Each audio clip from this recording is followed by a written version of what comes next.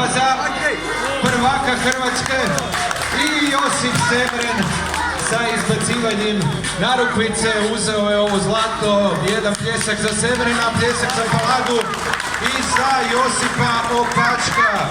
Zlato, srebro i bronza u kategoriji 95. Josip Semren upisujemo te u Open kategoriju. Josipe, može, digni palac, može. Josip Semren zaslužio je Open na lijevu ruku.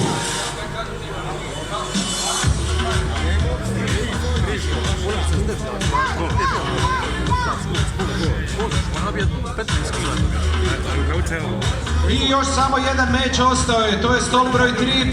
Na stolu broj 2 smo završili. Stol broj 3, posljednji meč današnjeg dana, kvalifikacija i finala po kategorijama.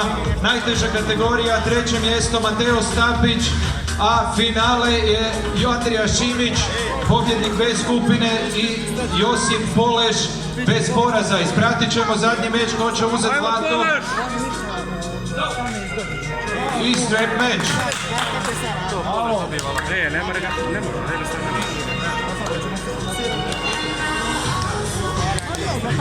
Mateo Stapić, gledaj, može u Open kategoriji, ja te gledam sa lijeve strane, može Open kategorija, može, u 6 sati Mateo Stapić. Je li Viktorio Sović povrijeđen?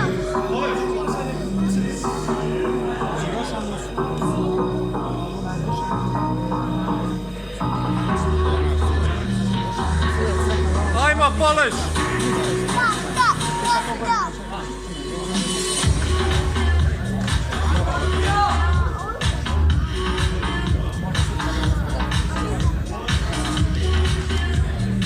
Josip Poleš, Andrija Šimić, stol broj 3, 105 plus, završavamo posljednju težinsku kategoriju lijeve ruke današnjeg prvaka Hrvatska.